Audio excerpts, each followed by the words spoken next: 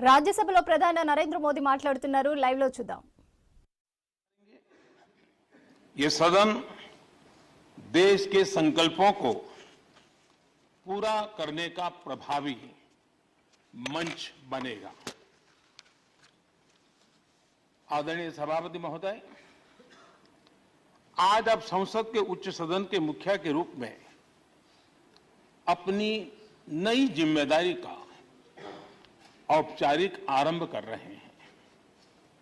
इस उच्च सदन के कंधों पर भी जो जिम्मेदारी है, उसका भी सबसे पहला सरोकार देश के सबसे निचले पायदान पर खड़े सामान्य मानवीय के हितों से ही जुड़ा है। इस कालखंड में देश अपने इस दायित्व को समझ रहा है और उसका पूरा जिम्मेदारी से पालन कर रहा है। आज पहली बार महामहिम राष्ट्रपति श्रीमती द्रौपदी मुर्मू के रूप में देश की गौरवशाली आदिवासी विरासत हमारा मार्गदर्शन कर रही है। इसके पहले भी श्री रामनाथ कोविंद जी ऐसे ही वंचित समाज से निकलकर देश के सर्वोच्च पद पर पहुंचे थे और अब एक किसान के बेटे के रूप में आप भी करोड़ों देशवासियों की, गांव, गरीब और किसान की ऊर्जा का प्रतिनिधित्व कर रहे हैं।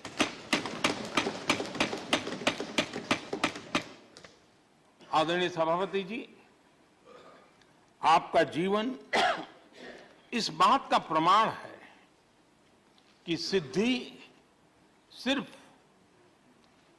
साधनों से नहीं, साधना से मिलती है।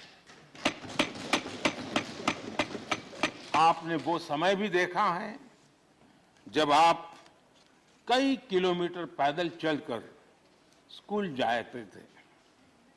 गांव, गरीब, किसान के लिए आपने जो किया वो सामाजिक जीवन में रहे हर व्यक्ति के लिए एक उदाहरण है। आदरणीय सभापति जी, आपके पास सीनियर एडवोकेट के रूप में 3 दशक से ज्यादा का अनुभव है।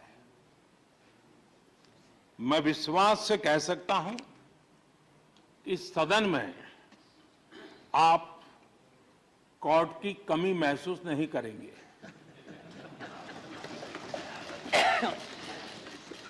क्योंकि राज्यसभा में बहुत बड़ी मात्रा में वो लोग ज्यादा हैं जो आपको सुप्रीम कोर्ट में मिला करते थे और इसलिए वो मूड और मिजाज भी आपको यहां पर जरूर अदालत की याद दिलाता रहेगा। आपने विधायक से लेकर सांसद, केंद्रीय मंत्री, गवर्नर तक की भूमिका में भी काम किया है। इन सभी भूमिकाओं में जो एक बात कॉमन रही वो है देश के विकास और लोकतांत्रिक मूल्यों के लिए आपकी निष्ठा। निश्चित तौर पर आपके अनुभव देश और लोकतंत्र के लिए बहुत ही महत्वपूर्ण है।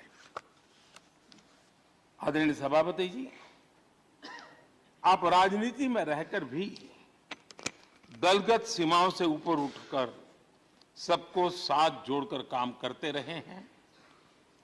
उपराष्ट्रपति के चुनाव में भी आपके लिए सबका वो अपनापन हमने स्पष्ट रूप से देखा।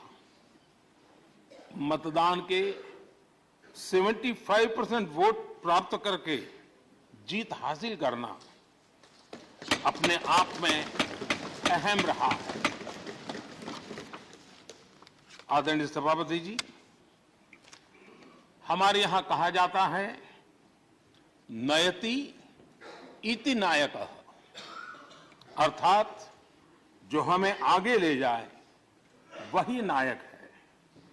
आगे लेकर जाना ही नेतृत्व की वास्तविक परिभाषा है। राज्यसभा के संदर्भ में ये बात और महत्वपूर्ण हो जाती है क्योंकि इस सदन पर लोकतांत्रिक निर्णयों को और भी रिफाइंड तरीके से आगे बढ़ाने की जिम्मेदारी है। इसलिए जब आपके जैसा जमीन से जुड़ा नेतृत्व इस सदन को मिलता है तो मैं मानता हूं कि ये सदन के हर सदस्य के लिए सौभाग्य है।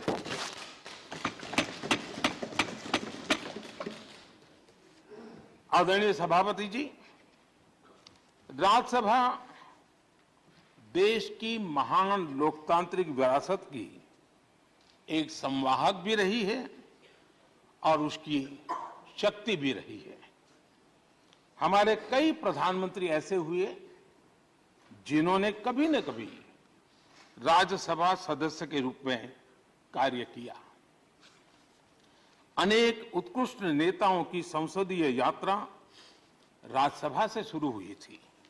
इसलिए इस सदन की गरिमा को बनाए रखने और आगे बढ़ाने के लिए एक मजबूत जिम्मेदारी हम सभी के ऊपर है।